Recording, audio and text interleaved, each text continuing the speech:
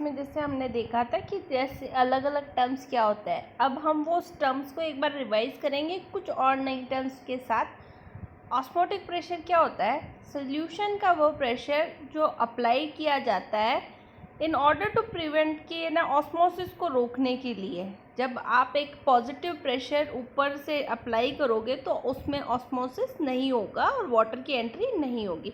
Turgor pressure क्या होता है कि एक प्लांट सेल को हम जब उसमें किसी वाटर बीकर में रखते हैं तो कॉन्सेंट्रेशन ग्रेडियंट की वजह से वाटर क्या करेगा, हायर टू लोअर जाएगा, तो उसमें क्या होगा, एक पॉजिटिव प्रेशर डेवलप हो जाएगा जिसको बोलते हैं टर्गर प्रेशर।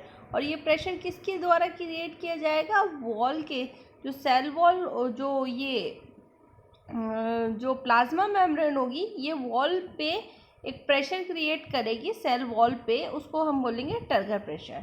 डीपीटी का मतलब क्या होगा? एक सोल्यूशन में हम सल्यूट को मिलाते हैं तो जब जो प्रेशर का डिफरेंस आता है, एक तो प्योर सॉल्वेंट के बीच में, प्योर वाटर के बीच में जो ज़ीरो रहता है, और एक जिसमें आपने सॉल्वेंट सोल्यूट मिला दिया है, तो उन दोनों के डिफरेंस को, दोनों के प्रेशर डिफरेंस को हम बोलते हैं डिफ्यूजन प्रेशर डेफिशिएंट। ठीक है। अब जब हम किसी सॉल्वेंट को, सॉल्यूट को मिलाते हैं तो उसमें क्या होगा, सॉल्वेंट में जो डिफ्यूजन होगा वो लोअर हो जाएगा। ठीक है। In a solution after adding solute its diffusion pressure lowered in compare to pure solvent. Pure solvent के कंपेयर में इसका डिफ्यूजन मतलब प्रेशर लोअर हो जाएगा। This pressure by which diffusion pressure of a solution is lower than the solvent is called DPD. अब आपका water अंदर गया, पॉजिटिव हाइड्रोस्टैटिक प्रेशर डेवलप हुआ, तो अब आपका वॉल भी एक प्रेशर लगाएगा साइटोप्लाज्म पे, उसको हम बोलेंगे wall pressure. As a result, turgor pressure on the cell wall, the rigid cell wall also exert equal opposite charge pressure, that is wall pressure. अब हम इसके रिलेशनशिप को देख लेते हैं कैसे ये इंटर रिलेटेड होता है। डीपीडी का मतलब क्या होता है? Diffusion pressure deficient, that is osmotic pressure जो आपका सोल्यूट के कारण डेवलप हो रहा है, और टर्गर प्रेशर जब वाटर एंटर कर जाता है सेल में तब डेवलप होता है ना। अब जब टर्गिट सेल्स है, पूरी टर्जिट सेल है, उसमें वॉल प्रेशर और टर्गर प्रेशर एक जैसा होता है, सेम होता है। अब turgor pressure is equal to osmotic pressure हो जाएगा, क्योंकि ओपी माइनस टीपी मतलब डब्ल्यूपी हो जाएगा, तो ओपी माइनस टीपी करेंगे तो जीरो हो जाएगा। ठीक है। ओपी माइनस टीपी मतलब वही वाली बात हो गई, TP minus TP is equal to zero, तो इसमें अब्जॉर्प्शन नहीं होगा। फ्लैसिड सेल में क्या होगा? टर्गर प्रेशर होगा वो जीरो होगा क्योंकि वाटर नहीं रहता अंदर, तो डीपीटी माइनस क्या हो जाए, ओपी माइनस जीरो, यानी DPT is equal to OP. तो यहाँ पे क्या होगा, वाटर एंटर करेगा। अब डिफ्यूजन प्रेशर डेफिशिएंट और वाटर पोटेंशियल में रिलेशनशिप दे देते हैं। DPT is originally called as suction pressure, और वाटर पोटेंशियल को हम साई से डिनोट करते हैं। ये केमिकल पोटेंशियल होता है water equivalent to DPD with negative sign.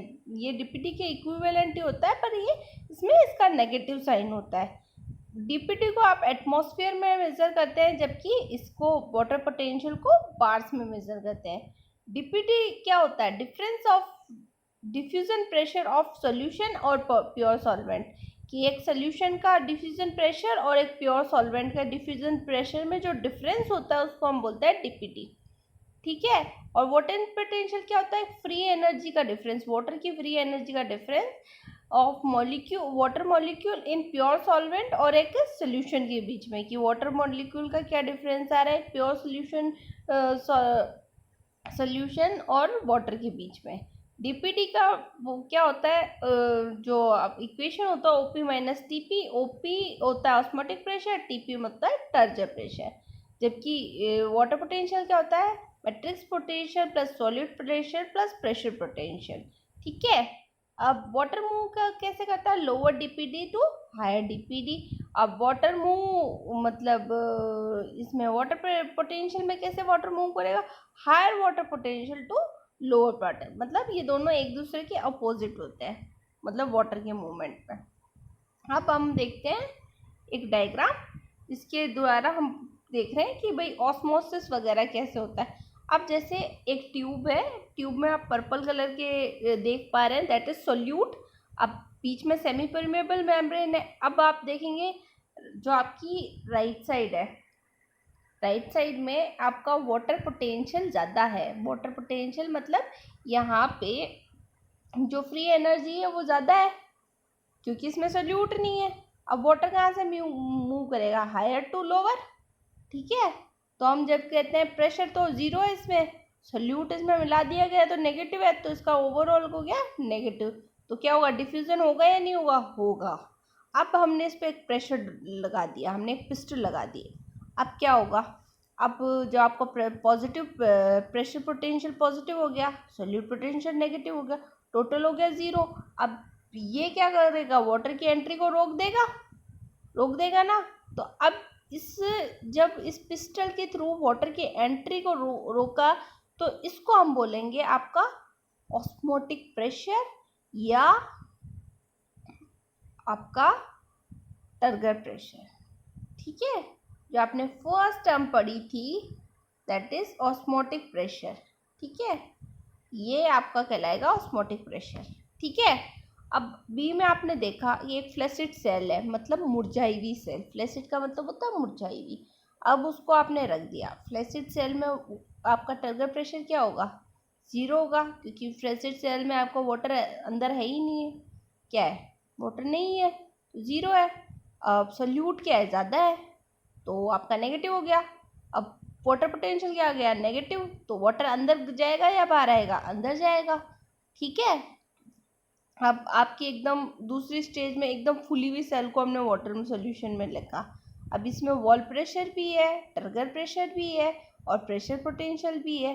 तो इसका वॉल प्रेशर क्या हो गया, पॉजिटिव, और सोल्यूट भी है तो नेगेटिव, और टोटल इसका ओवरऑल क्या हो गया प्रेशर। तो इसका वॉल प्रेशर और टर्गर प्रेशर दोनों पॉजिटिव है, दूसरा इसमें सोल्यूट्स प्रेजेंट है तो नेगेटिव हो गया, तो ओवरऑल क्या हो गया, ज़ीरो हो गया। तो इसका मतलब इसमें वाटर अंदर की तरफ मूवमेंट नहीं करेगा, अंदर डिफ्यूज नहीं होगा। अब बताते हैं कि ट्रांसपिरेशन कैसे रोल प्ले करता है वाटर के एब्जॉर्प्शन में। सबसे पहले क्या होगा, वाटर डिफ्यूज क्या हुआ, वाटर जो लीव्स में है वो वाटर हाई कंसंट्रेशन में, एटमॉस्फेयर में लोअर कंसंट्रेशन में। तो वाटर कहाँ से कहाँ की तरफ मूवमेंट करेगा, लीव्स से एटमॉस्फेयर में। अब जब लीव्स से हो गया, अब लीव्स कहाँ से लेगी वाटर, लीव्स की जो स्टोमेटा होगा वो खुलेगा, वो कहाँ से लेगा, वो लेगा मेसोफिल सेल वॉल से। अब मेसोफिल सेल वॉल से वाटर चला गया तो क्या हो गई, फ्लैसिड हो गई। अब टेंशन पुल हो गया, टेंशन क्रिएट हो गई और वो वाटर को वेन से लेना स्टार्ट हो गई। जो आपकी लीव होती है उसमें वेनलेट्स होती है, वहाँ से लेना स्टार्ट हो गई, वो एपोप्लास्ट के थ्रू उसने वहाँ से ले लिया। अब नीचे टेंशन डेवलप हुआ, अब वो क्या करेगा, वाटर को ऊपर की ओर खींचेगा। एक नीचे भी जो टेंशन डेवलप होगा वो वाटर को ऊपर की ओर खींचेगा, जाइलम से खींचेगा और कहेगा लीव्स की तरफ लाओ। अब टेंशन पुल पूरे स्टेम में डेवलप हो गया और जाइलम मतलब root xylem of shoot direction दे रहा है जाइलम ऑफ रूट को कि आप वाटर को एब्जॉर्ब करो। वाटर मॉलिक्यूल एक दूसरे से जुड़कर कोहेसिव फोर्स के थ्रू एक कॉलम बनाते हैं, ठीक है।